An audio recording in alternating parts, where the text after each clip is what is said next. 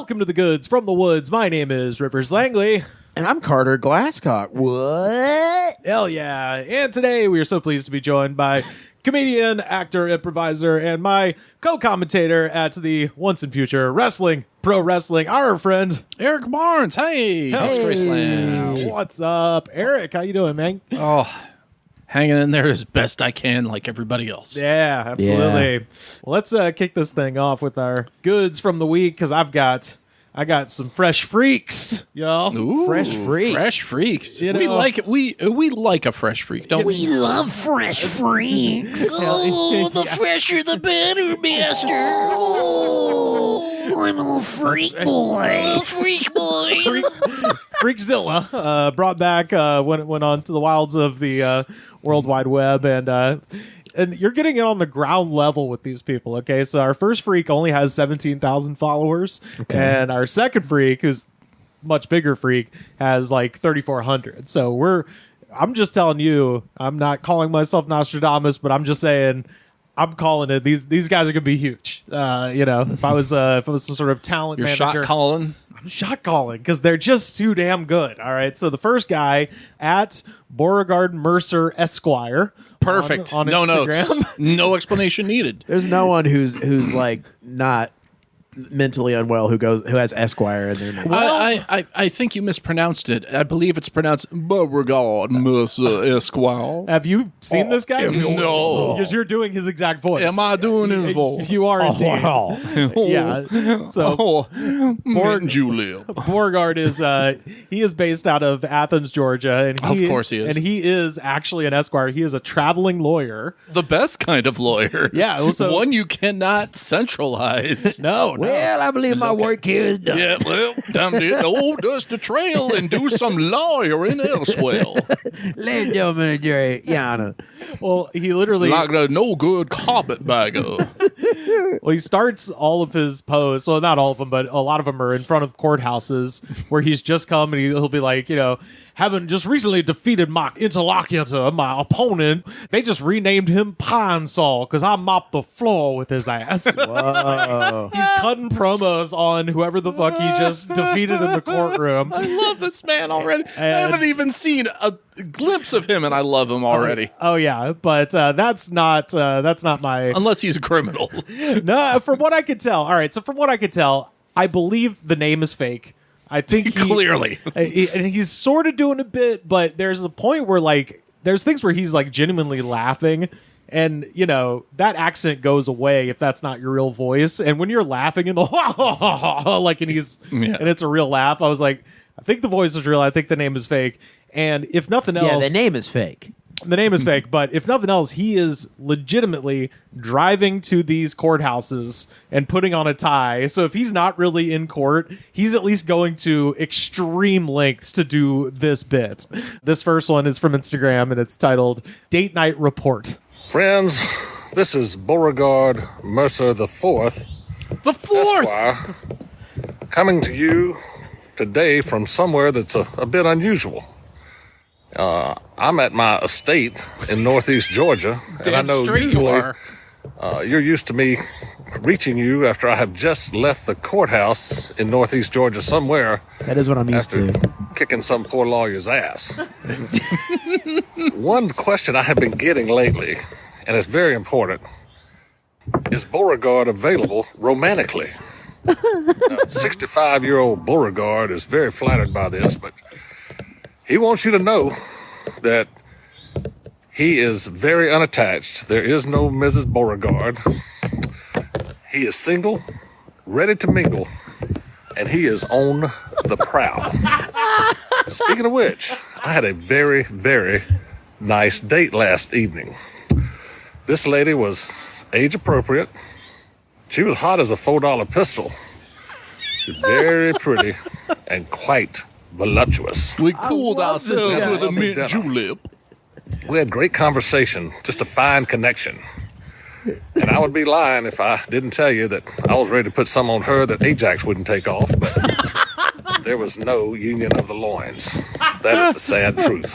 Oh, poor So the Beauregard. search for Mrs. Beauregard continues. I want him to find love so fucking bad. Well, Eric, you're in luck because this next one is titled "Lady in the Red Dress." Oh, perfect. Oh, he's in the suit. This is Beauregard H. Mercer IV, Esquire, coming to you from a very foggy Walton County courthouse in northeast Georgia. The H today Breathes so much. stands for horny. A really interesting experience this morning. It's got me a little choked up.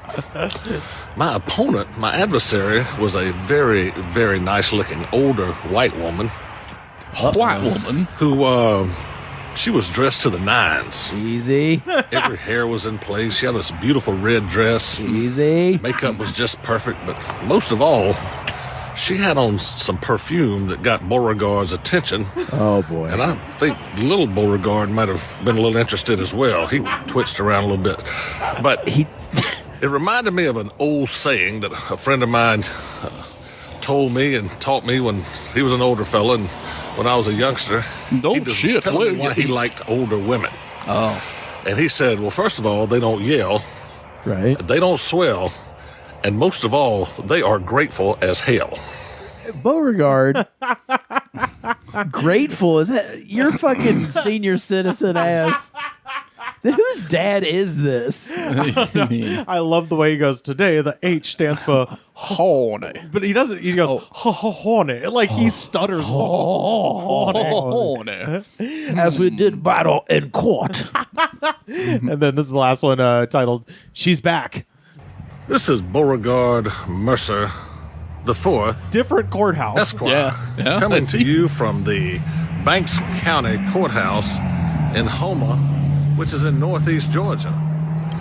We just racked up another victory at the courthouse for another deserving client. And just when Beauregard was thinking his luck was not so good, something happened. I got on the elevator this morning and I was met with the sweet aroma of perfume. It was very familiar. This dirty old And man. there she was. Yeah. The lady in the red dress. What dress was she wearing today? Some of y'all have heard about her before. I have. But this time she didn't have on a red dress. What'd she have on, Bo? She had on red shoes. Ooh. But she had on a black dress. Oh. And I can't tell you how well it hugged the contours of her ample bosoms. She was just a sight to behold. Uh-huh. Sure was. Well, Beauregard stumbled around a little bit, but he got her telephone number, and Yeah. I expect to have a report on the lady in the red dress in the near future. But it is amazing Close the how case, that woman has Beauregard. given me a case of the screaming thigh sweats. Oh, my God. Did he put this on his Instagram? Yes. So again, at Beauregard Mercer ESQ. Wow, on that's a Instagram. solid. We were talking earlier about how to go viral as we were all plotting our next big Hollywood move out here, and What's your grandpa up to? That's how you go viral. Honestly, yeah. Yeah. Your grandpa horny on Maine. What law does he practice? That's what I want. Horny law. Well, he's a traveling lawyer. A lot of the places that he's going to are fairly like rural parts of northeast Georgia. So my suspicion is it's places that don't have defense lawyers on petition or on retention rather. So he's probably a traveling defense lawyer. So if somebody gets Your Honor, my client is just an old coot that just wants to swim in the watering hole whenever he wants. yeah, Your Honor, the town is so small. They don't have a town drunk. They have to take turns. I want to believe that like the lady in the red dress is just some like average looking like just like an old lady. Yeah, And she's like, Beauregard, you scamp, you absolute devil. Yeah. And he's like, I will not be tempted by those wanting thighs anymore, my lady. And then like the Beauregard's on the hunt. oh Beauregard, you old devil. Yeah. But I know the truth is that he's probably just whooping Look off at my super pitchfork. hard. Oh yeah, yeah. Look at my pitchfork growing between my loins. You have made my mini-me shiver in anticipation. You put the bow in Beauregard. Oh, no.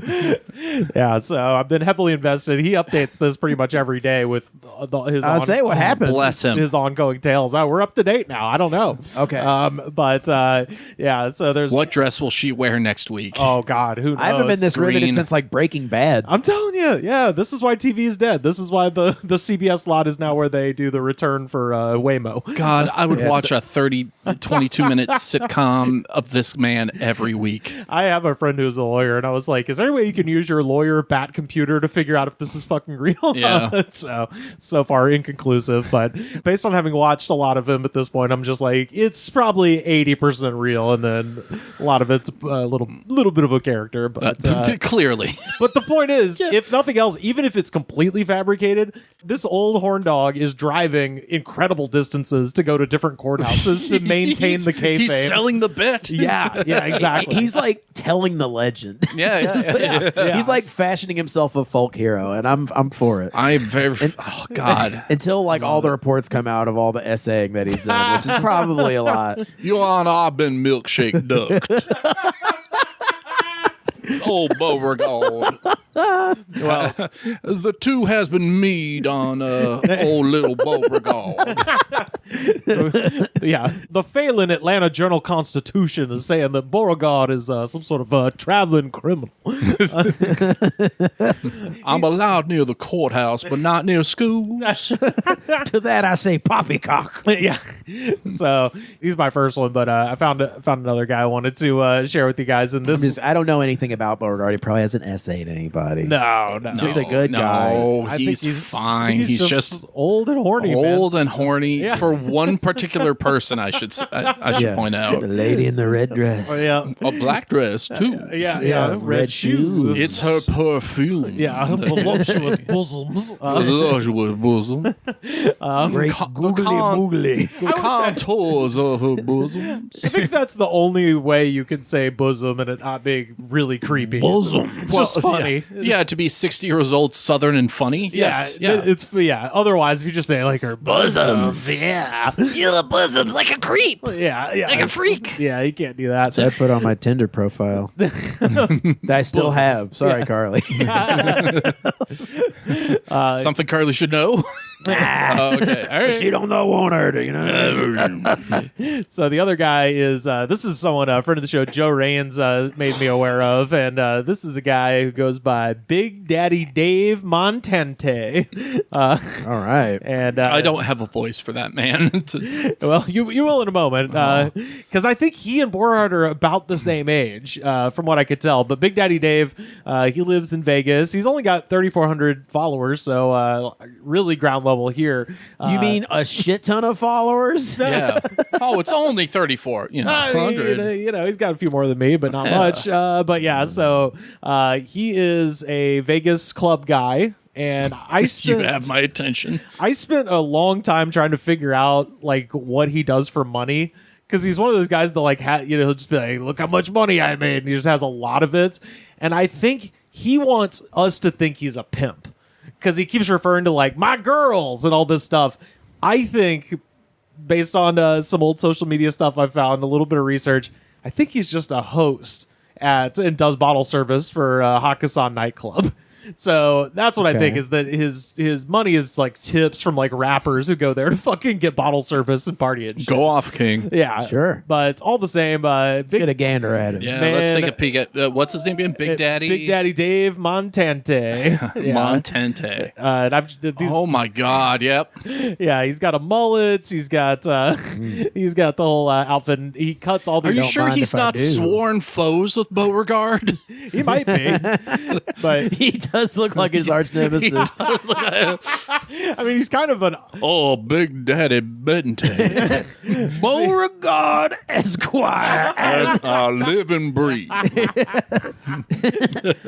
Why won't you take a spin with one of the girls, Beauregard? My heart belongs to that large bosomed woman in the big black dress. I'll leave her behind, Beauregard. Come with Big Dave. if Big Daddy Get Dave. behind me, Satan. I don't think Big Daddy Dave Dave and Beauregard would survive an encounter with each other. It's just too much. I don't think the world would. Too much. The world would explode. Too much sexual charisma.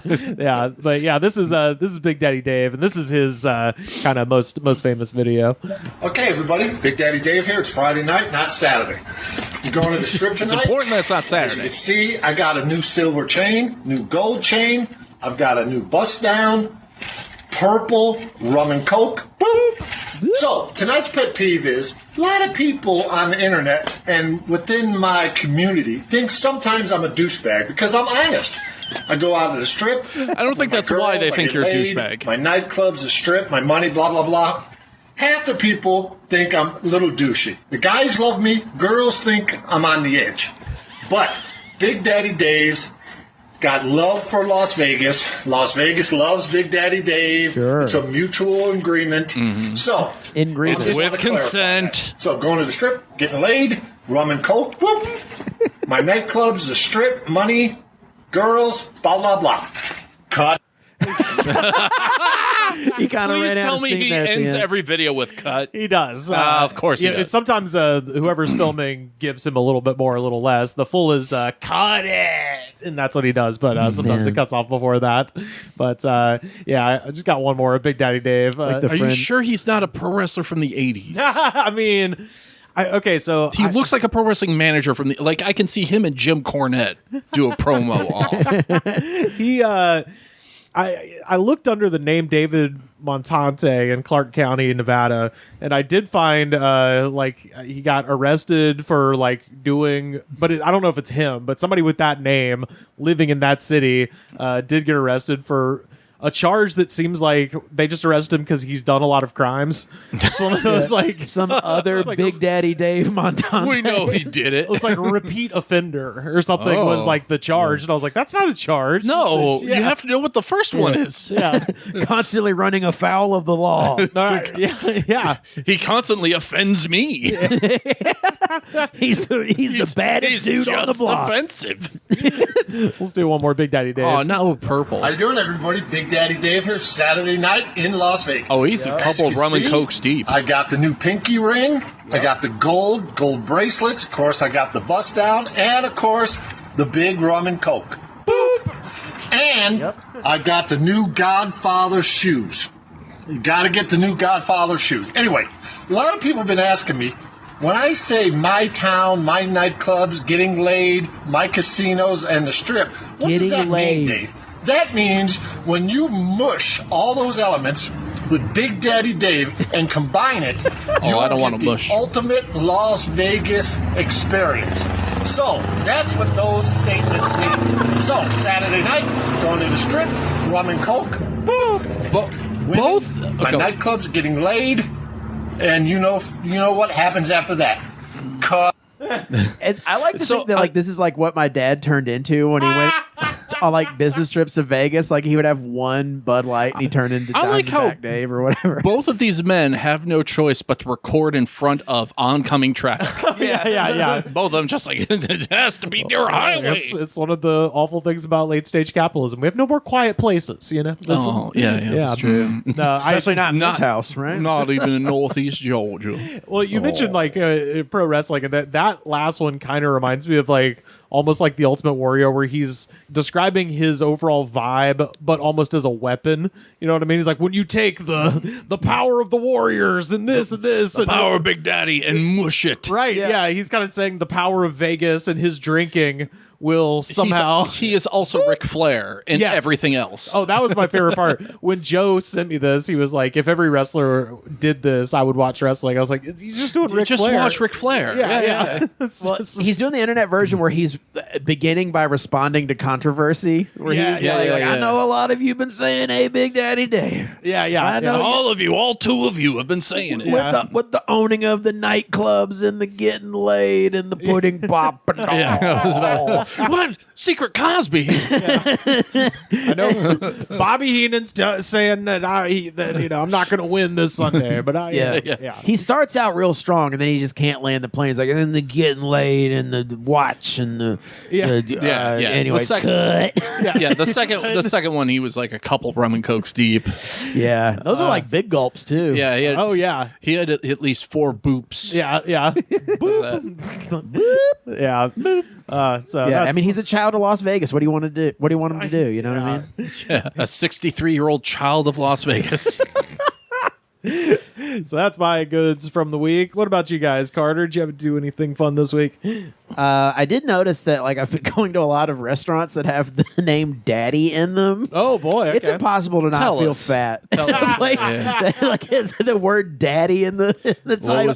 I had this place today. It was called Big Daddy Shawarma, and it was fucking good. Yeah. It was really Were they good. all Big Daddy restaurants, or? Well, there's this place by me called Guac Daddy. All right. And like, and it's really good and it's cheap, but like, it feels so stupid to be like, yeah, I'm gonna go to Guac Daddy, and there's like all these guac puns all over the place. It's like, what you guacking about, and like all that kind of shit. Like, are you guacking to me? Guac you. yeah, guac you. Yeah, like but I don't see anybody else. You guacking to me? You guacking to me. Yeah. The special Italian and Mexican restaurant. I'm guacking here. I'm guacking here. I feel the New York Italian and hey, I'm guacking in. hey, oh, All you want to do is guac. You know, Yeah. a lot of guacking jokes. Yeah. But yeah, Daddy always makes me feel fat. There's no way you can be like, I had a salad at Big Papa Daddy Burger. you need to go to Salad Daddy. Yeah, Salad Daddy. Ooh. Honestly? That sounds like a type. Yeah. That's a type. Salad Daddy. I'm You not- got to get you a Salad Daddy. I'm not kidding. I think like a salad restaurant for fat people Honestly, yeah. called Salad Daddy. I'd be down, dude. I'd go. That would work. I'd go to Salad Daddy Because you could trick yourself into being like, because all the fucking Stack salad, them 10 high. all the salad places 10 are high. like tender greens, and then, Yeah. that's the same kind of shit. But you don't know that everybody goes to tender greens and gets the salad with all the steak on it. Yeah. Yeah. Call it Salad Daddy, and it's like, yeah, I'm going to Salad Daddy. Going I'm to watching Salad my Daddy. health. Yeah. There is some place like that where it's like salad, Mr. Salad or some shit. Yeah. The tagline is "Delay the inevitable." Salad Daddy. You can run, but you can't hide, fatty. Come to Salad Papa. Have our donut salad. You want it? Try our Papa Papaya here at the Salad Daddy. You've made Salad Daddy angry. Salad Daddy smash!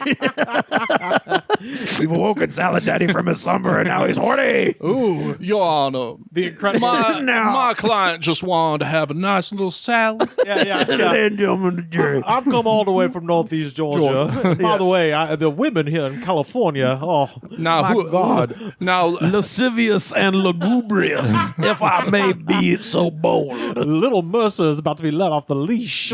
My God in heaven. I'm going to I'm have to go. perspiring. Madam, would you care to go and consume Salad Daddy with me? Would you like to go to the Incredible Salad Hulk with me? Healthy Hulk smash. The salad trough. The salad trough. Oh boy, I'm a salad boy. Don't like ranch? Fuck you. Salad trough. Yeah, it has like those like challenging kind of things where it's like, oh, you think you can handle any more ranch, big boy? I would love a food eating challenge at a salad restaurant. It's like, yeah, it's made by, it has 9 cabbages, 12 shredded carrots, You could finish it. 9 cucumbers, and if you finish it within an hour, it's free. We'll have someone do an artist. You're not allowed to shit yourself, though, which you will immediately because of the fiber. and because of the raw lettuce that's not well kept.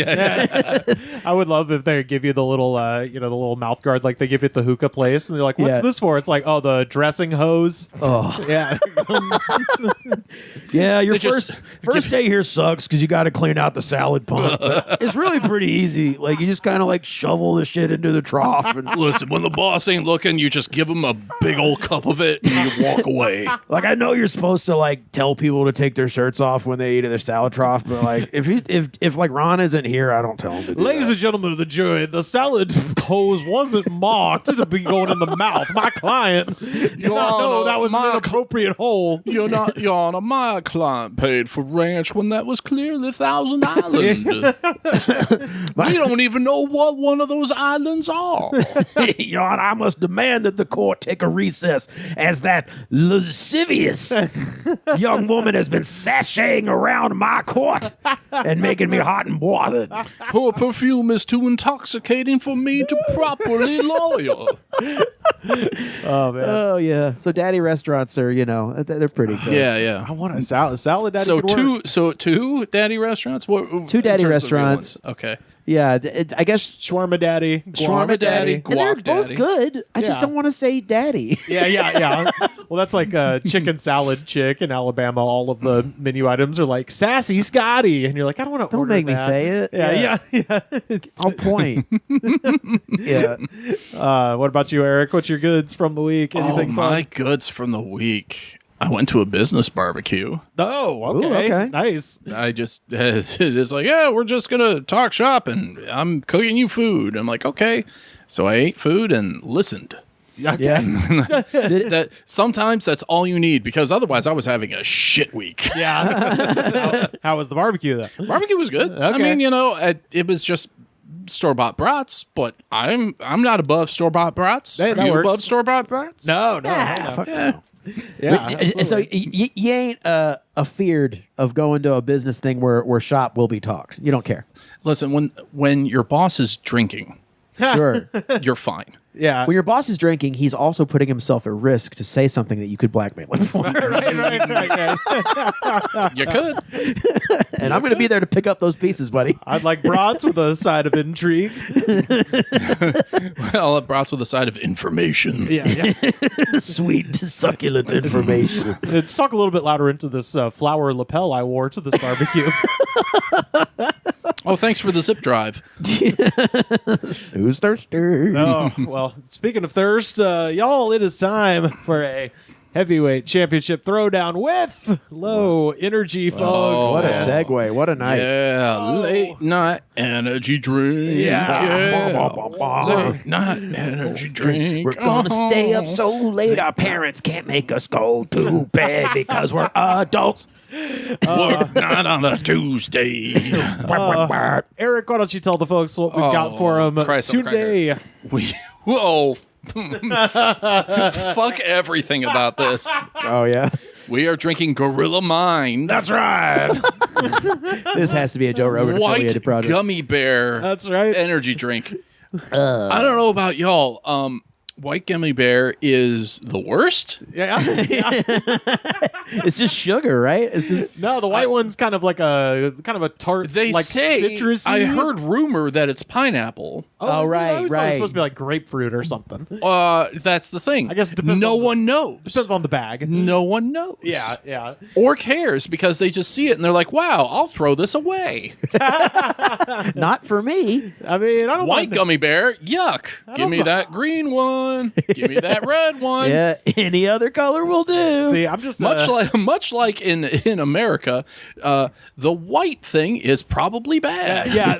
That is the other thing. I'm like, because you're right. Like, I don't think white gummy bear is anybody's favorite, but Oh boy, it's not my Yeah. it's not my Yeah. least favorite. I don't know. It's tolerated. I think I'm a glutton for gummy bears. I'll fucking eat just handfuls. I don't give a shit. you are a gummy bear glutton. I've known that about Oh you. yeah, absolutely. Yeah. Yeah. I don't discriminate. I don't segregate my gummy bears. They all yeah, go yeah. in. It just tastes like Yeah. goo, you know. You just got like a handful of Haribos, you're good. You're a happy guy. Hell yeah. But yeah, we talked about Gorilla Mind in episode 393 in September of 2023. Of course. So it's been a Yeah. while, but I remember that. Carter wasn't even there for that one. So this is Oh, that's this is why I all, remember. This is all new to you guys. So let's Oh, hell yeah. the money shot. Yes. A lot of people just turn off after that part. That's like they listened for that part. Oh yeah. Okay, I got It's one. this part. Here we go. Yeah. Oh, Rivers, don't pee in that cup. What are you doing? Oh, Eric's peeing in it now. Oh my God. Oh boy. Here's what's sad. It does look like piss from here. Yeah, it does look like a frothy It's- cup of piss. It's got kind of a champagne to champagne. it. Yeah, it's Sure. it's you know, Sure. if you like. Keep trying to sell that drink to me. yeah, absolutely. And we'll talk about who makes the thing, but first, cheers, gentlemen. guys. There we here go. Ooh, I kind of like that. It tastes better than a white gummy bear. Yeah. It tastes like extra sugary Welch's white grape juice. Yes, that's right. Yeah. Yeah. the shit they give to the kids table at Thanksgiving. Yep. Yeah, whenever Yeah, when the adults definitely. are having champagne. Definitely. Yeah, I say adults. I drank that for for Christmas this year. Actually. Why wouldn't you? I mean, my mom It's had delicious. Mom had a Christmas feast, and she got some of the Welch's shit. Yeah, it's great. Yeah. No, I can taste that. That's Yeah. yeah. The last one we did was tiger blood was the flavor. Oh, so God. you know, it was kind of a snow cone sort of thing. I like this more. Absolutely. Wait, This does tiger blood tastes like snow cones? It's a snow cone flavor. Oh, What does that have to do with... I presume it's Charlie Sheen related. no. That was like in the 90s, man. You go to tastes like cocaine and hookers. Yeah, which is what surprised me. But at the same time... it's believe cherry and coconut mixed together. They call that tiger's blood, and that was like you go to like in our town we had a place called Snow Biz, the Hawaiian shaved ice, and that was one of the flavors was tiger's okay. blood. But yeah, it's just cherry and coconut. It's actually a cocktail of cocaine, Adderall, and Viagra. and benzodiazepine. Yeah, that was the last one. I don't know. This one's pretty good. I like it. We did because there was a book written by a conservative ghoul named Mike Cernovich many years ago called Guerrilla Mindset.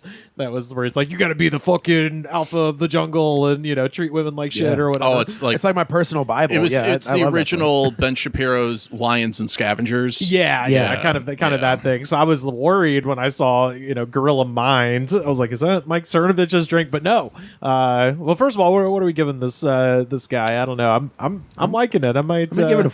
Well, you go ahead. I'd go 4. Yeah, I was going to say 4. I drink this again. 4 is it's tasty. Compared to the other shit you've had me drink on the show, it's a 4.5. Oh wow! Okay, Hey. yeah, nice. Yeah, it's definitely a cut above normally what we got. It loses the point for me because of how piss like it looked at first, and it scared me.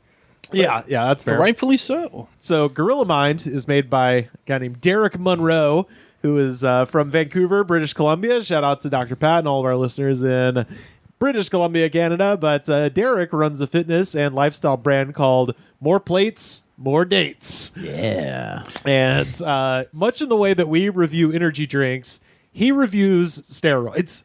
That's his website is where he's like, Wow. yeah, he's like, oh, this particular whatever testosterone I would say booster. his balls must be the size of like fucking pencil erasers. Oh yeah, that's a picture of Derek. And as much as I want to clown on Derek, he is the guy who brought down Brian Johnson, aka Liver King. Really? He's the guy. So Wait, who's Liver I thought King? it was Joe Rogan that took him down. I thought he was no. the singer from AC/DC. Well, we now have 3 kind of famous Brian Johnsons. There's the singer from AC/DC. Right. There is the Liver King, who we'll talk about. And then the third one is that guy who's trying to live forever. Who Oh, That's what I thought you were right, talking yeah. about. yeah, no. There's this one. Is Have it you- the Cash App guy? What was his? No, what was his- he was one of the I think it was Venmo. Yeah, Venmo, he was one yeah. of the Venmo founders that wants to live forever. No, the Liver King is a different guy. The Liver King. Oh man, Carter Challenged Joe Rogan to a fight, I believe. Oh yeah, I'll tell you about that in just a moment. I got to show Carter a picture of the Liver King because you've probably seen this dude. He had a great little Netflix documentary. Now remember, he willingly calls himself that. Oh Okay. yeah. So he has a great little Netflix documentary called Untold. But He's a unit. oh yeah, well, Is that what they say? yeah. Yeah, that's what the kids say. He's aura farming. So Liver King spent his time as a shooting star preaching ancestral tenets to his online tribe of primals and building an empire that was at one point valued at $100 million. I have seen this guy. He eats meat online. It's that guy. Balls and brains and Yes. awful meat. Yeah, Yeah. that's kind of his thing. And Liver King said that you could get his He-Man freak body by simply eating a lot of liver, testicles, and brains, and he would do it on cam, you know. But if you didn't want to eat balls, lucky for you, Liver King also sold a line of supplements. Of course he does. That did roughly the same thing. Ball capsules. Yes, straight up. Yeah, that was kind of his thing. It was, you know, he's like, yeah, you know, I'm eating fucking, and he'd have the most disgusting shit you can imagine. Yeah. A mountain of Rocky Mountain oysters. Oh yeah. Oh, yeah. But in December of 2022, Derek, the other steroid guy we just saw for More Plates, More Dates, shared a series of leaked emails revealing that Liver King was actually spending roughly $11,000 a month on a cocktail of pharmaceutical grade steroids and growth hormones.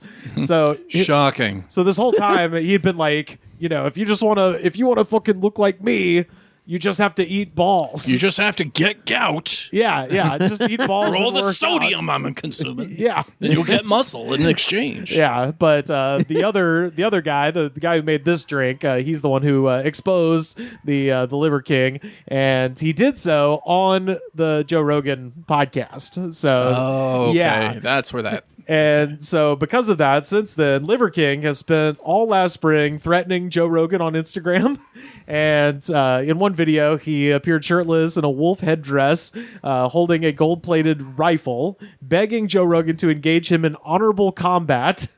And That has to scare Joe Rogan a little bit. well, so Rogan ignored him, and Liver King then drove to Austin, reportedly shouting, "You're dead" in a bunch of clips, and performing a coffee enema in another clip. So To himself? yeah, he's getting He poured coffee in his ass? he's getting coffee jammed in his ass and being like, "I'm gonna kill you, Joe Rogan." Gotta get my crap caffeinated beforehand. He means business now. Oh, yeah. The Austin Police Department intercepted him at his hotel and arrested him on June 24th, 2025. He was released on a $20,000 bond and slapped with a 200-yard restraining order, an ankle monitor, and a mandatory mental health evaluation. Ever since his arrest, Liver King has doubled down on social media, dodging the restraining order. Jamie, go ahead and call the cops. Yeah. And he usually refers to Joe Rogan as someone whose name rhymes with Blow Rogan or just Seth Rogen. Good one. Yeah. You know, in case you were wondering what he's up to right now, I just found a nice little Liver King video. I'll just play about 10 seconds of it, and you'll get the idea of how much meth he's on. It works both ways. If you multiply the number by 2, you can multiply the same number by 0.2. What if What it was number so can't easy you? like that? A caveman could do it. Or if Seth Rogen was just the opening act. If infinity goes both ways, up and down, which we know we can, times the number by 2, times it by... Yeah, so that's what Liver King's up to, is just babbling incoherently. I have a thought. I don't think he has a liver queen, does he? He does, yeah. No, he's got Really? like a wife and kids and shit. Yeah, you gotta watch this Netflix doc. Oh, yeah, it's fucking God. crazy. Oh. Yeah, absolutely. Yeah, they're No. they're not as No. they're not as fucked up as he is, but yeah. Thank God, yet. Yeah. So $100 million though. That's This is all yours, my liver prince. right.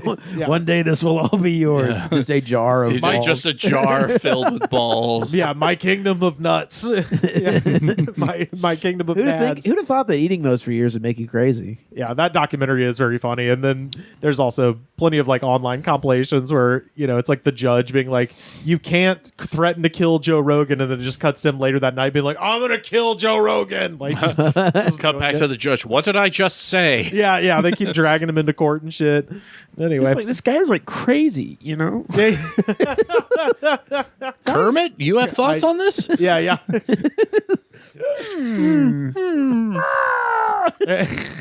Jet fuel cannot melt steel beams. Yeah. It's funny, you can't actually have a rainbow connection on a flat Earth, I guess, if you think about it. It's really crazy. Why are there so many workers for George Soros? So that's you know, it's a rare dub for an energy drink CEO, because normally we look it up and I'm like, well, this guy, he's on steroids, but he talks about it all the time. At least he owns it. I He guess. owns it, and he brought down this asshole. Is there any other? There has to be some other hidden evil. I mean, like with everybody from else. what I could tell, it was a lot of what all these guys do, which is selling supplements and shit like that. Okay. But it's pretty bog standard. Mild evil by 2026 standards. Absolutely, yeah. Very, very benign from what I could tell. But Pain and Gain level, Michael Bay level evil. Michael Bay level. Okay, yeah. When you're hungry on the strip, need a crunch, need a drip, head on down, don't dilly-dally. There's a king of greens called Salad Daddy, oh yeah. Salad Daddy in a barrel, piled high, the garden gold. Salad Daddy in a barrel, big enough for your hungry soul. Salad Daddy in a barrel, sprayed with ranch from a magic hole. Salad Daddy,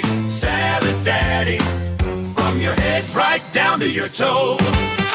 Salad Daddy.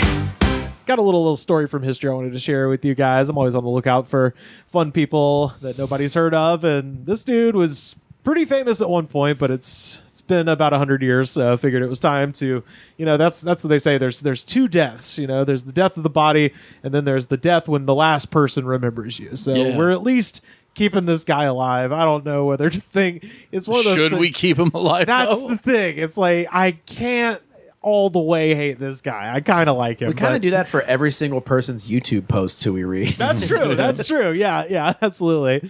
But this is a dude. His name is Edgar Laplante. It might be pronounced Laplante, but I'm going to go Laplante.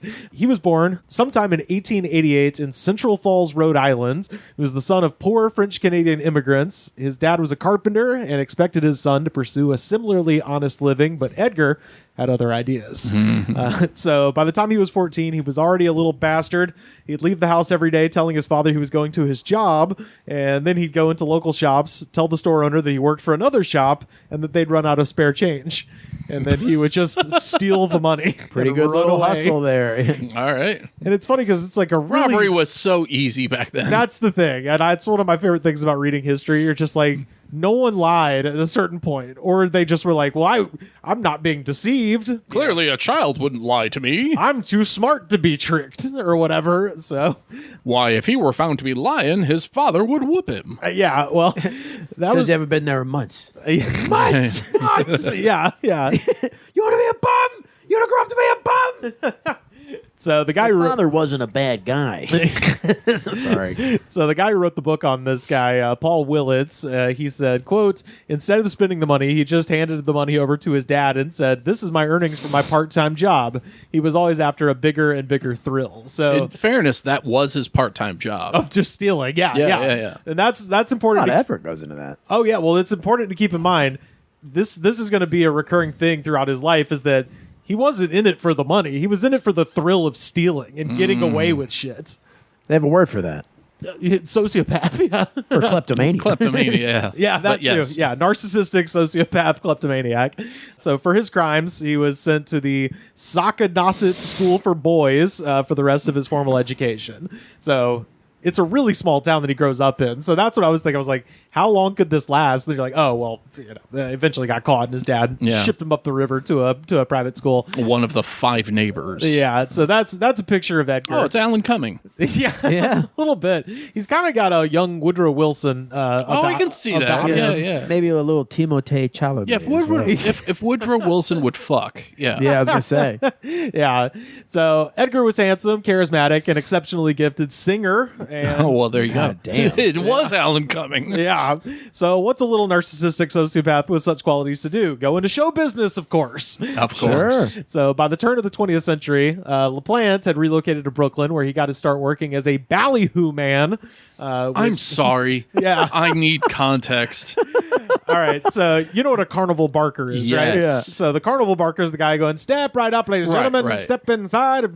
See the I come from a long line of ballyhoo, man. See the two. Well, that's not the ballyhoo man. The carnival 2 for 1, ladies get in free. The carnival barker is the guy like being, come see the amazing 2-headed boy, that kind of shit, right? Yeah. Right. The ballyhoo man is a guy who does some crazy shit on the boardwalk to get everyone to stop and just watch him do something fucking insane, so that then the barker intercepts their attention.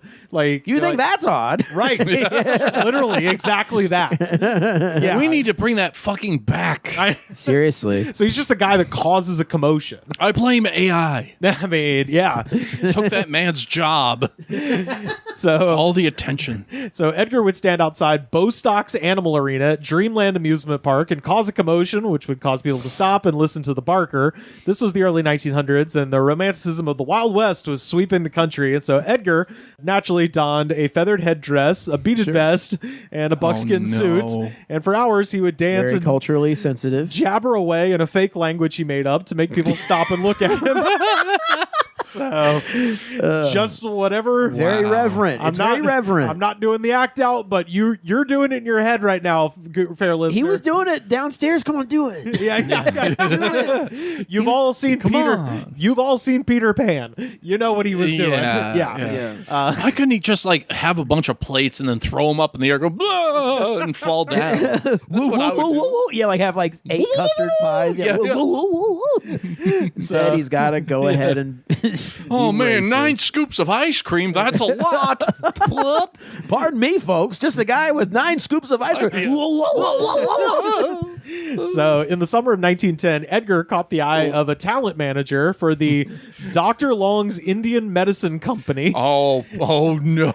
And so now he's on the road, going town to town, singing, dancing, and doing his war songs while his bosses sold snake oil and then skipped town before anyone was You looking. don't want that to happen to you, do you? Well, have this tonic. Yeah, This is Nightmare Alley. This is the plot of Nightmare Alley. this is Yeah. this is a medicine show. This is the way we've talked. And much like Bradley Cooper, this man's handsome And can sing. and can sing. Yeah, absolutely. But yeah, so, and I only found this out like because it was always like a medicine show. Seems like such a weird thing, but this was right in line with all of that because apparently in the early 1900s, when they started doing accurate like census taking and demography, Native American people lived a lot longer on average than white people. And so they would adopt... No shit. So they would adopt things like Dr. Long's Indian Medicine Company, be like, oh, do you want to live as long as an indigenous person? Oh, you got to try their secrets. And then they would just make shit up. Oh, yeah, this is, I got this from a Shawnee medicine man. Yeah. So that's the bullshit that he's selling. But This comes straight from the Choctaw, friend. yeah.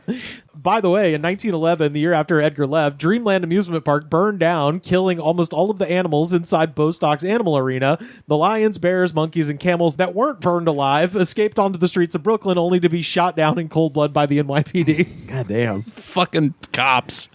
Again. Now, this is going to be a recurring thing, too. He, will just leave a situation, and then it goes south really quickly for some reason. Guy, he's I was about to say, this all happened by mysterious circumstances. Well, he's been gone for a year. It's just he's just is bad mojo. Like he attracts it, as you'll see in just a moment. Okay. But a whole year after he left, but that was how it was described. It was just like camels on the streets of Brooklyn today were mowed down by the.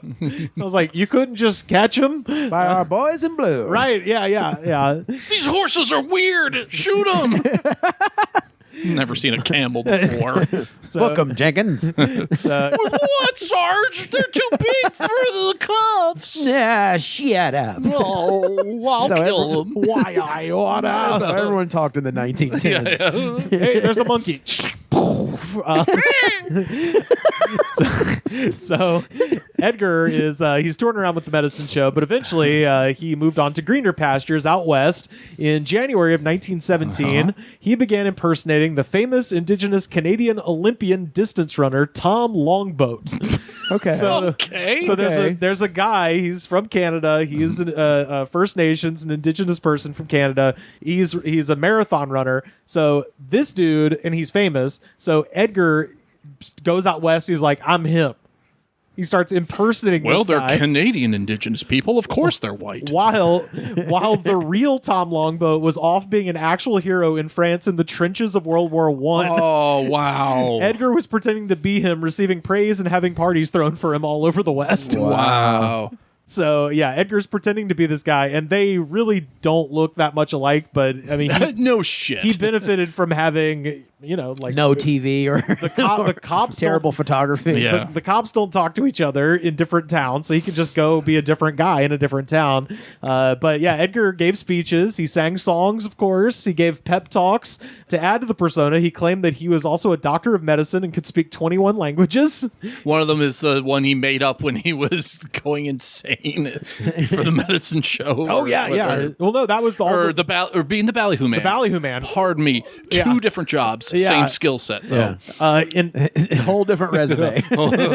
Different resume, same skill set. Different tax bracket. Mm-hmm. In Abilene, he offered marathon training tips to aspiring young athletes who believed that they were learning from a world-class runner. He then collected money from well-to-do locals to build a new gymnasium for the boys. And then he stole the money and ran away. So this was his game. He would be welcomed by like civic groups. He's like, we're raising money for athleticism. No one challenged him to a race or nothing? Well, that was the thing is apparently he wasn't a world-class runner, but he was a pretty good athlete. So he could He would have to. He ran away after stealing these things. He participated in the high-profile Liberty Loan campaign to raise money for the war effort using the Longboat name to draw massive adoring crowds. Then he stole the money and ran away. When he reached San Diego, he stayed at the upscale Hotel St. James and charmed prominent local figures, including a local judge named Leovi. And at a banquet thrown for him by the Commodore of the San Diego Yacht Club, he promised to return with 3 authentic Indian birch bark canoes. And then he stole the money and ran away.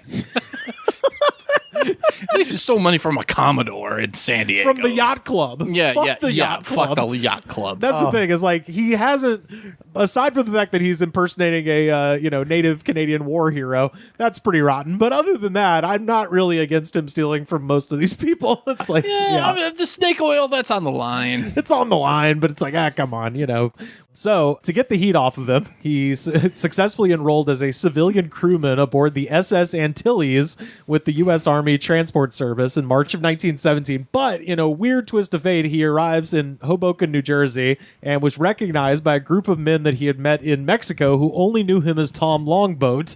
And soon... He'd already met them before. Yeah, so he'd met these guys in Mexico.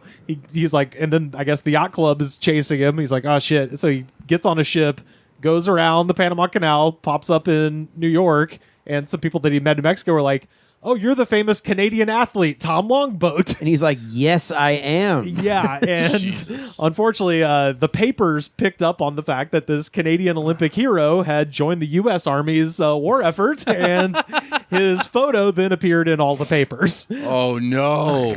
So he goes across the Atlantic, transporting weaponry and stuff like that to the front in France aboard the Antilles. And when he got back from his first cross-Atlantic mission, the real Tom Longboat, who again is in the actual trenches in France, had caught wind of the imposter. So people start sending the real Tom Longboat. They're like, hey, there's a guy in New York who says he's you. And this is a Simpsons episode. So Edgar's fucked, and he decides to desert his post and disappeared as soon as he got back to the U.S. Okay. Shortly after Laplante abandoned his post, the SS Antilles was torpedoed and sunk by a German U-boat. 67 men died screaming in the water.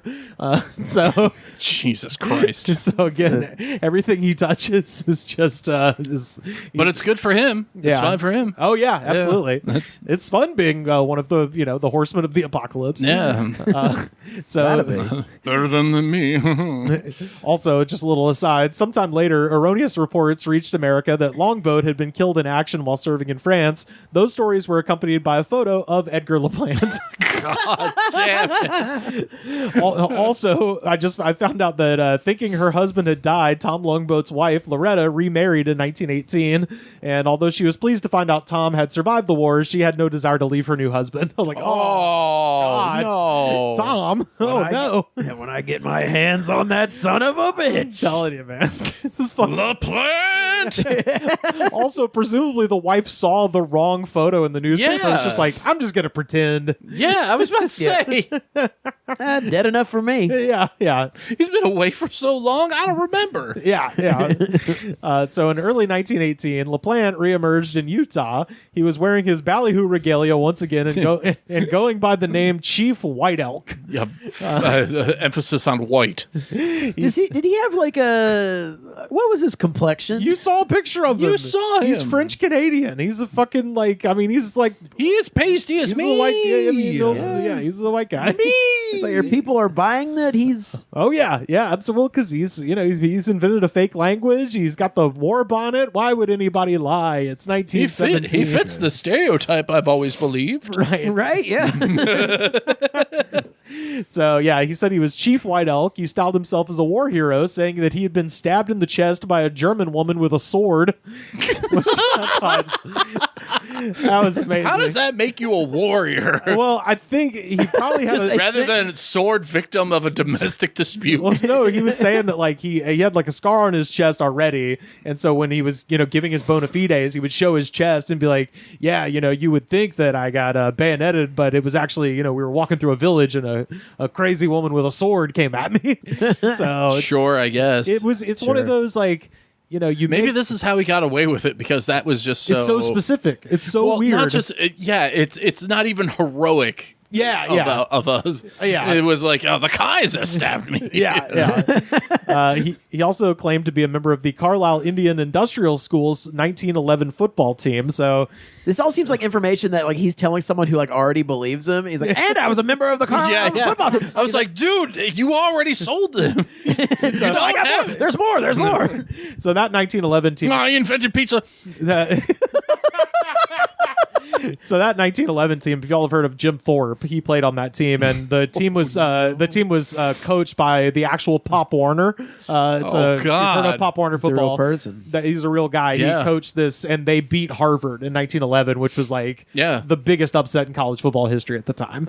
So this is Paul Willits again, and this is about his time in Utah. So, quote, within just a few days of stepping off the train, he not only charmed a genuine Native American woman named Bertha Thompson into agreeing to marry him, but also sufficiently impressed the governor of Utah to arrange for a ceremony for them to be wedded on the steps of the state capitol by the mayor of the city in front of 5,000 people.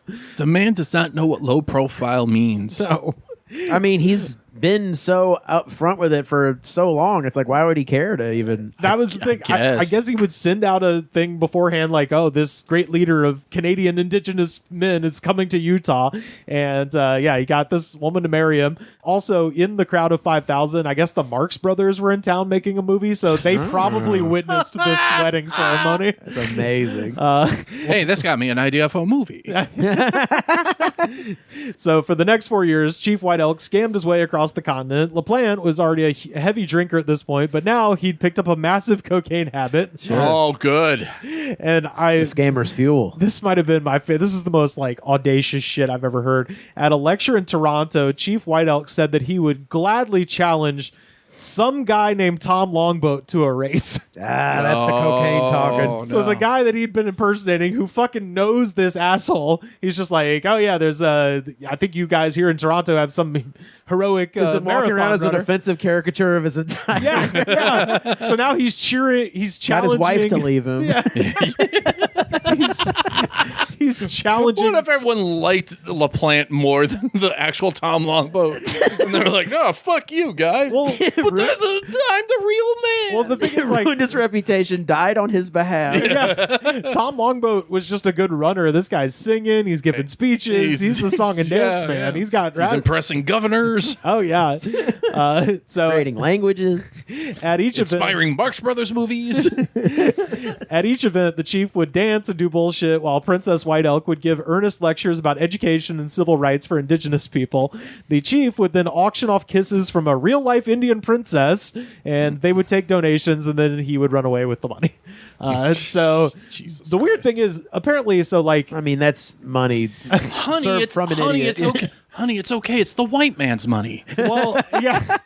It's I'll weird. take a kiss. It's weird because apparently she never found out that Chief White Elk was Edgar Laplante. Oh. She died not knowing that he was an imposter. Like, I suspect she probably had her suspicions, being a native person, that this guy's full of shit. Yeah. But like, she never knew. There's like a little bit of Killers of the Flower Moon in here too. Oh, 100%. Yeah. %. Oh, yeah. He, of course, abandoned her and their adopted daughter in 1922 to take a job with Paramount Pictures, baby. All right. Using that Marx Brothers connection, I see. So he fled to Europe to promote their first Western epic, The Covered Wagon. What? Yeah, so he's not in the movie. That's crucial to note. He's just, they were like, oh, there's this native guy who's good at talking. Still, that's a movie that people know. Oh yeah. It was their first like long, feature length Western, as far as I know. Yeah. Wow. And so, but he was hired to go to Europe and give speeches and talk about how real this movie is to his experience as a native person. This is truly like the foundings of Hollywood are from people like this. Oh yeah, 100%. Hucksters? Yeah. Hucksters, like I told you, legendary hucksters. I said at the beginning, when you're a narcissistic sociopath, it's like, hey, showbiz, baby, that's where you belong. But yeah, so she died about 15 months after he left her, and her gravestone reads Princess Bertha White Elk. So when I say she died not knowing because that's her last name on the thing. I think if she'd found out, she would have probably, not kept his name. Yeah. Yeah. But anyway, once he got to England, he was greeted by reporters as soon as he got off the boat at Liverpool. Dressed in his feathered headdress and beaded apron and trousers, Laplante told the press that he was the head of the Indian tribes of British Columbia and that he was en route to present, quote, his people's grievances to King George V. Jesus Christ. And he claimed that he had once toured all of Canada with the Prince of Wales, who had presented him with a diamond tie pin. Wow. So that was his bonus. Did he have a type? Okay. So he comes off and he's like, at least he had that to show. Right, but you could just get one of those. Like, it was probably costume jewelry, but he was like, see, the prince gave me this. I mean, sure. Yeah. This is the opposite of when everyone had phones. So everything else was so believable. Everything else was so sensational. I would have believed you if he said, I got a diamond tie pin that you can't see. Right, yeah. So while in England, he entered into a bigamist marriage with a woman named Ethel Holmes, a widow and switchboard operator. So he's still married to the other girl in America, but fuck it. The press... How did he find it? Come here. He found the other chick within days of him being in Utah. So, I mean, from what I could tell, I imagine. He's just a charmer. And plus, he's famous. Clearly, he's a charmer getting away with all of this. Yeah. You know? Yeah. Well, and more importantly, famous. Yeah. When he gets off the thing, they're like, oh, that's Chief White Elk. He's the leader of all the natives in British Columbia. Yeah. I'm the vice president of chocolate. You see. Yeah, it is that. Yeah. That's my favorite. There's a house in Bel Air that like caught fire in the 90s, and it used to be owned by the guy who played Tarzan back in the 20s, and it has this gigantic pool in the back, and when I drive past it, my groups are always like, what's this weird house? And I'm like, I used to be the Tarzan guy.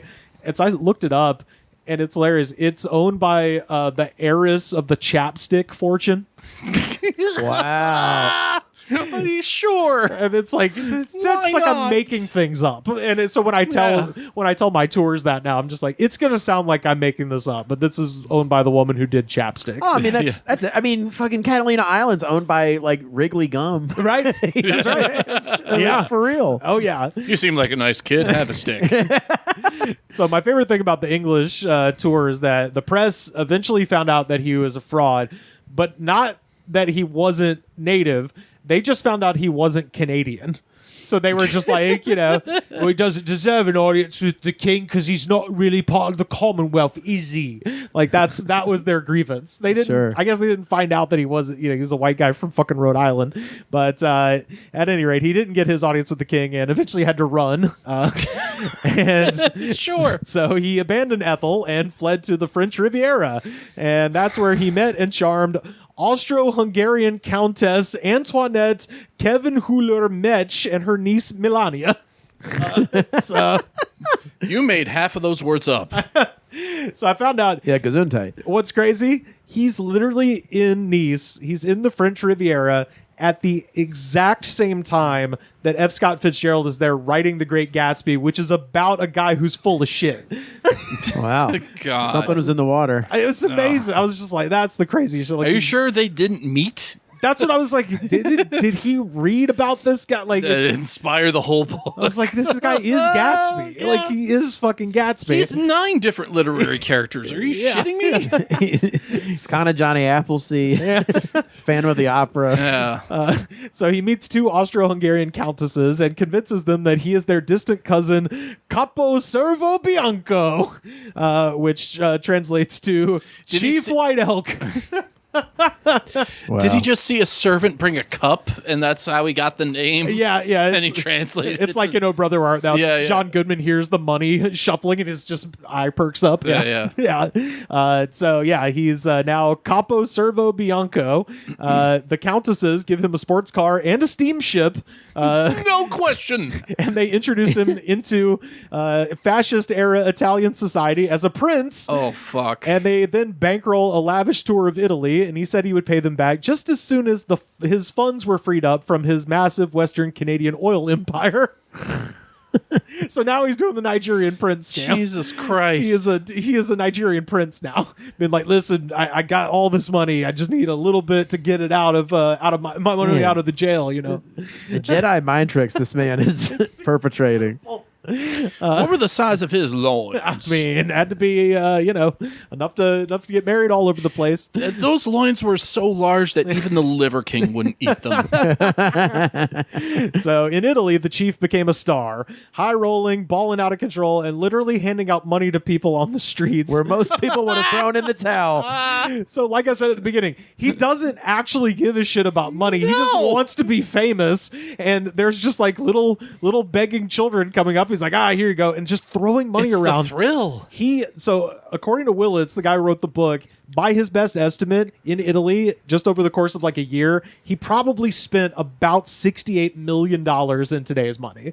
From going from like hotels, having like retinues and like throwing parades, and then literally just chucking money at people on the streets. See, this is what's saving me. This is what's making me not hate him immensely. Yeah. So he's kind of like a Robin Hood guy too. You got to give back, yeah. Yeah. Tom Longboat's still like, lovely. Now I'm picturing him more like a Rodney Dangerfield. Hey, you look like a nice kid. $40,000. Hey, that's a great shirt. Does it come in your size? Buy a new one. Hey, it's on me.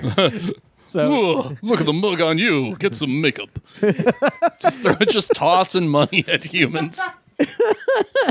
So, hearing about Capo Servo Bianco's exploits, the chief was then taken to meet with Benito Mussolini himself, where he was officially welcomed to the country with full honors by the Italian fascist government. Wow. Amazing, man. Fuck. In the course of a few months, he had given away... So he went to full evil again. Well, I think it was more of a stay alive situation. Okay. Because he's got all this money, and this is the time in which... This is like Trump welcoming Kid Rock to the administration. Right, yeah, a little bit, yeah. Meanwhile, the Countess's stepson, Georg, is onto him, and he is exposed and tries to flee to Switzerland, but unfortunately they catch him there, and he's dragged back to Italy, where he spends 5 years in Italian prison before being released in 1929. Oh no, 5 years? Yeah. Only 5? Yeah. So Got it. You got to do the time if you're going to do the crime. So, upon his return to the United States in September 1929, a penniless Edgar initially attempted to monetize his notoriety through vaudeville performances and high-profile confession interviews where he admitted his white heritage, and he tried to justify his actions by saying, quote, "I'm an actor. I just did what people expected me to do." Like, this is amazing. Misrepresent myself and lie and manipulate people. I was acting. I just imagine his catchphrase with the crowd is, "I was white the whole time." I know. As soon as I read that quote, all I could think of was David Cross as Tobias Funke going, "I'm an actor. Can you believe it? I'm an actor." I know. I'm shocked too. The Rachel Dolezal of his They day. kept falling for it. Can you blame me? It's a gift. However, as public interest waned, he quickly reverted to his Chief White Elk persona and went around scamming rural communities throughout the South and the West in the 1930s, banking on the rubes and rusticated swine of America's hinterlands to not know who he was. He apparently went to Tuscaloosa at one point. I found a newspaper from Tuscaloosa that was like, this guy is full of shit. He's in town. So I was like, it didn't Man full of shit in town. I was like, if you couldn't trick the dumb fucks in Tuscaloosa, man, you're fucked. But he spent his final years as a transient imposter, which that's like a band name, man. Transient imposter. We are the transient imposters. I question that verbiage because is he posing as a transient or no? He was just being a flim flam man on the road. Just say flim flam man. Yeah. Transient imposter makes me believe I'm on the run, but not really. It's also like more for like a shiny cooter, a nice sandwich, as opposed to taking over countries like he used to be doing. Yeah. So he spent his final years as a transient imposter, drifting through various identities until his death from a heart attack at Schmidt's Haven of Rest in Phoenix, Arizona in January of 1944. They dumped Edgar in a pauper's grave in Maricopa County Cemetery. His death certificate lists his name as Dr. White Eagle.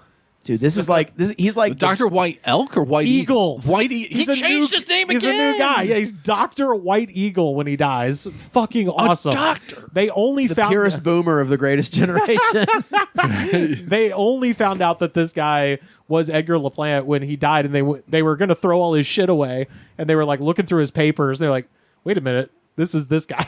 So if they had just chucked his shit in the trash, we would never know. You would have never known what happened to this dude. But yeah, how old was he when he died? Like in his 50s. Yeah. So okay. He was born in 1888 and dies in 1944. So. What a fucking 50 plus years. I tell you what. Yeah. Stars that burn out twice as bright. Yeah, you know the rest. Yeah. Oh yeah, and I got a picture of him in his gear. There's Chief White Elk. Now folks. the sepia tone. Wow. Doesn't. Looks like Harry Houdini. I know. It's amazing. But that's the story of the first, or at least the most famous pretendian of his era. Yeah. So before there was Iron Eyes Cody. Yeah, I was about to say. Yeah, we had Chief White Elk. I always say I would love to be able to go back to the early 20th century where you could just be full of shit and then disappear. Yeah, well, I think you when can there do was that no now. grid, when there was no grid, Right. Right. Well, now you could still do it and be accountable, but just nothing's going to happen. That's true. Yeah. Yeah, exactly. Everyone's so inundated with information. They're like, oh, another scumbag. Right. Yeah, you can. Yeah, I mean, you can just theoretically get pardoned at the end of the Trump administration too. Well, if you have enough money. Yeah, that's the main thing. Sources on that, by the way, Paul Willits, writing for The Strand magazine, and his book King Khan, which is on its way to my house. Can't wait to read it. Oh, man. Joe O'Connor, writing for The National Post. Sarah Churchwell, writing for The New Statesman. Padraig Morin, writing for CBC Radio. And David Common in his story for The Current. It's important not to tie your self-esteem into how you look or what people think of you. I mean, look at me, I'm an actor. An actor, for crying out loud. I mean, you know how much rejection I face every day. But in this business of show, you have to have the heart of an angel and the hide of an elephant.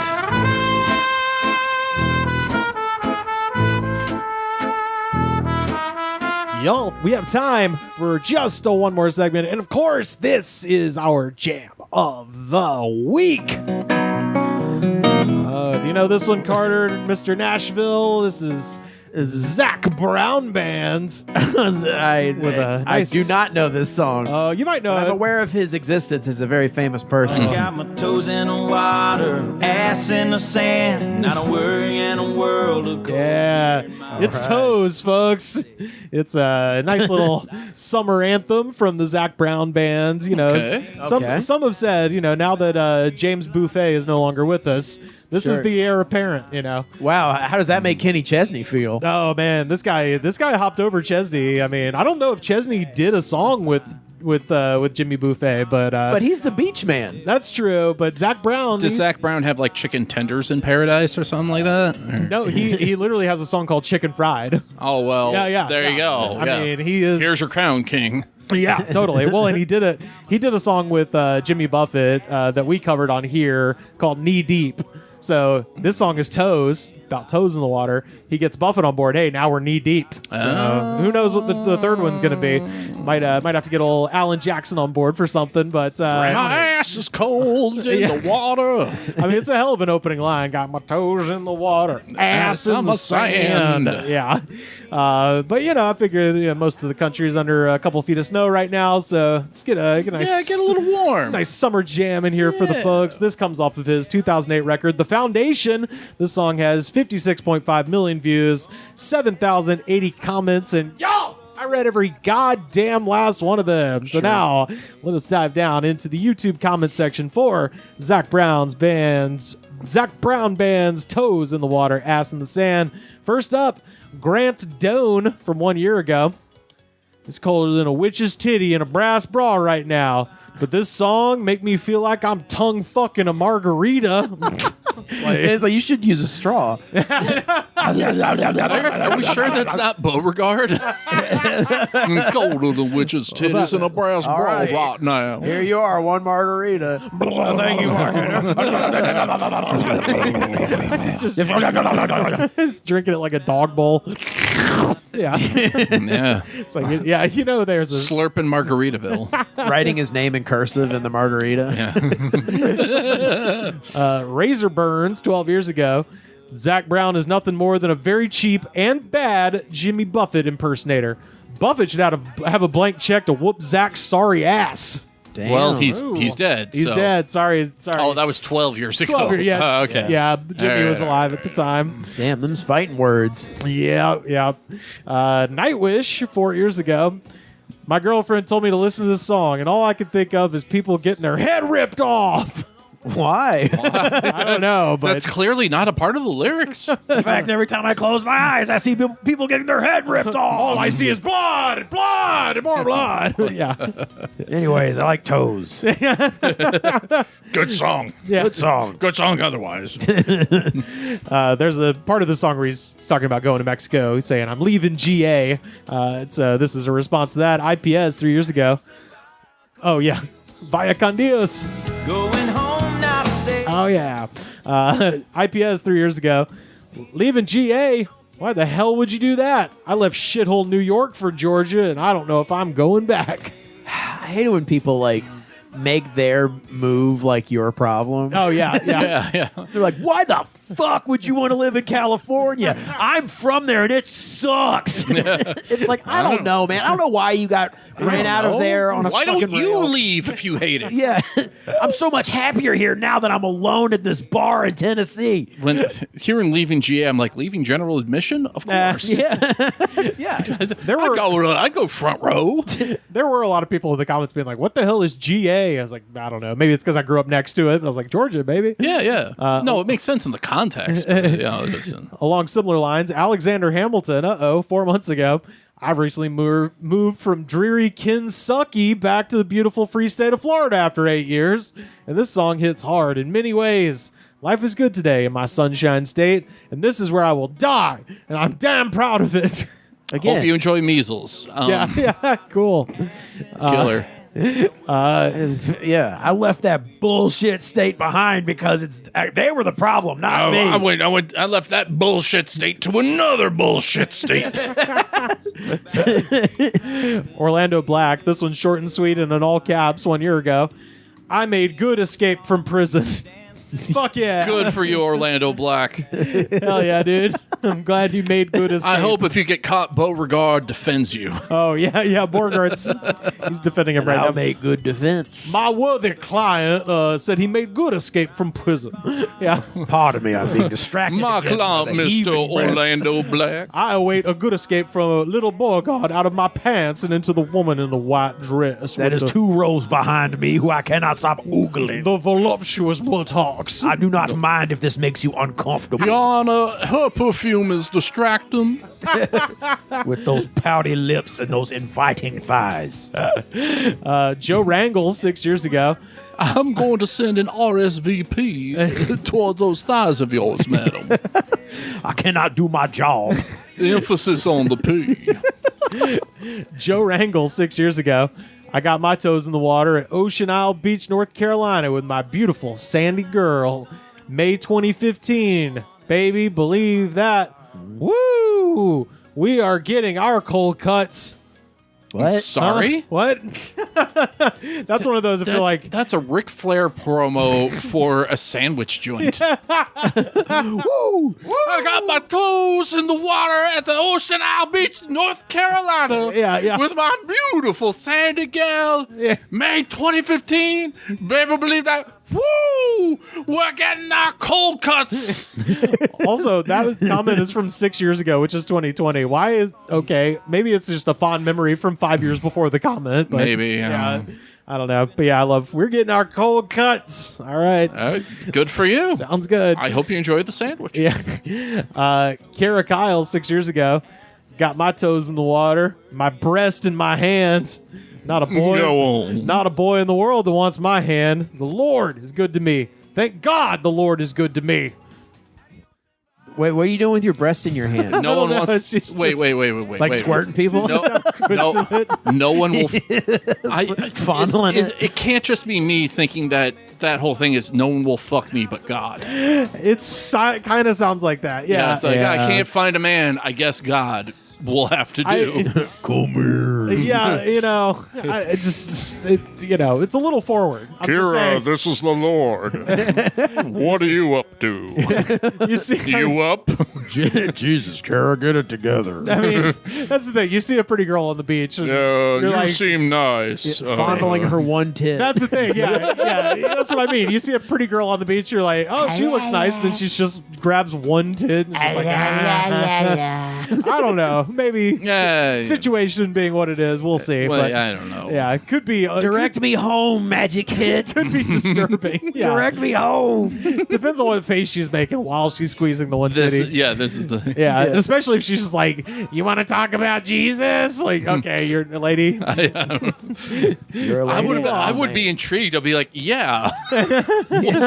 What with that? With all that in context, I would like to know what your thoughts are on Jesus. So why are we both in this lake right now? What's happening? I was trying to fish.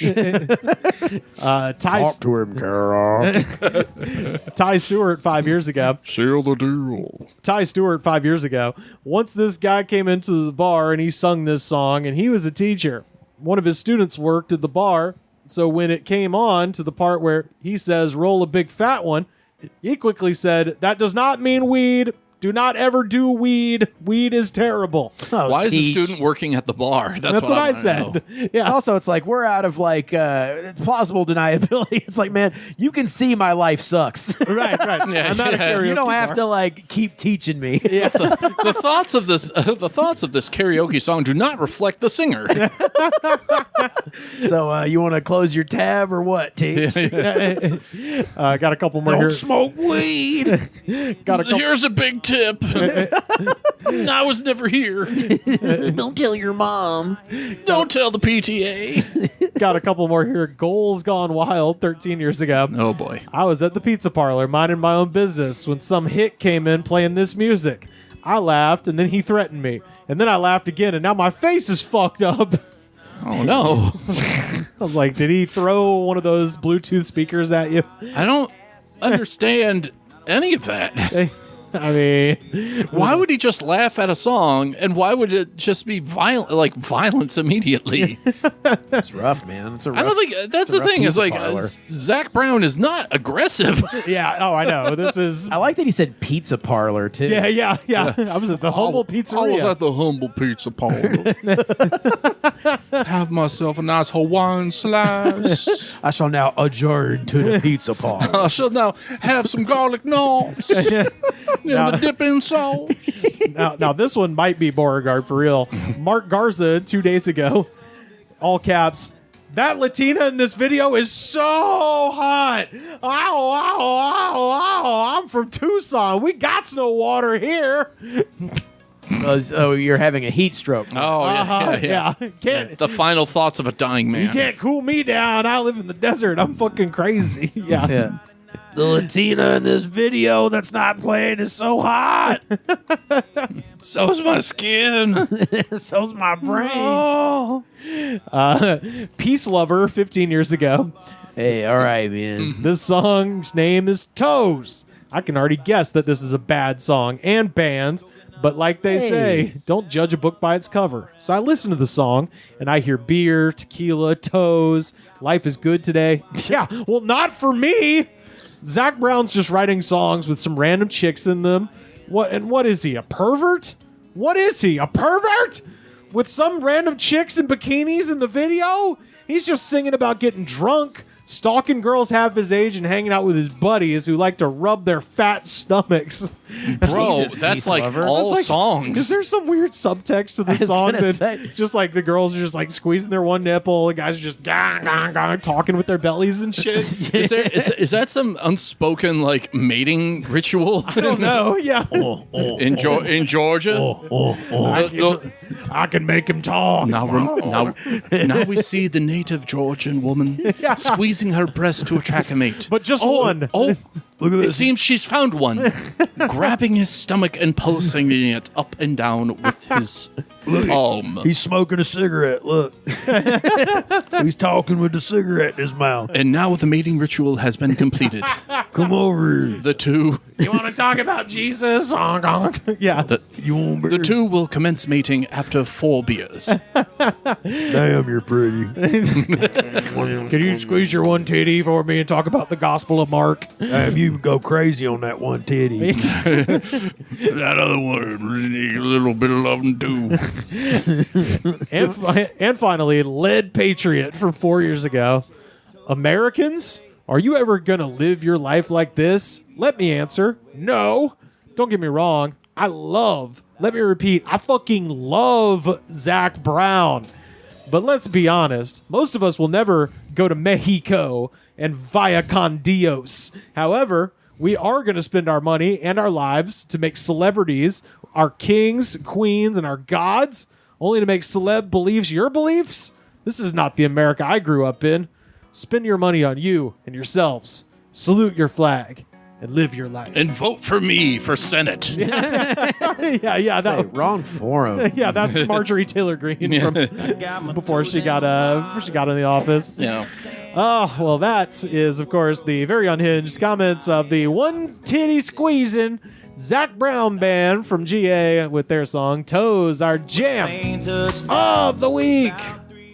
Erik Barnes, where can people find you on the internet? You can find me at all social media at Erik W. Barnes. I don't post a lot on any real social media except Blue Sky, because that seems to be worth something compared to the others. All right. Algorithmically. I'll tag you on there when this goes up. Thank you. Hell yeah. All right. What about you, Carter? Do you have things to plug on the way out the door? I'm doing the show March 11th. This won't be out by then, right? I'm going to try to be, yeah. Okay, I'm doing a show March 11th at the LA High Note. We're doing some stand-up comedy. Nice. And, you can catch me on this podcast. And if I can go to Carter_Glasscock on Instagram, you can follow me and make me seem really cool. I mean, it's even better if I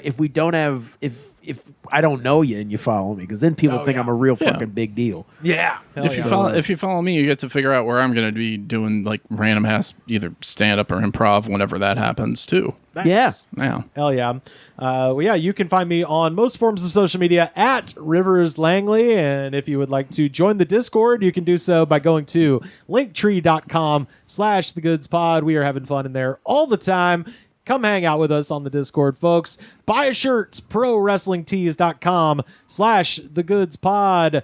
Make you look skinny on TV. And, of course, the best way to support our show, if you're watching this, hey, you're already doing it. It's patreon.com/thegoodspod. Second best way to support our show, head to Apple Podcasts or Spotify. Leave us a comment, rate, review, and subscribe. Show the attitude of gratitude, because if you do not have the attitude of gratitude, daddy, the NYPD is shooting all your monkeys and camels, baby. Oof. The Goods from the Woods was recorded and edited by me, Rivers Langley. You can find our show on Twitter at The Goods Pod. Our theme song was composed by Jonas, the Space Cowboy. This was a Brain Freeze podcast.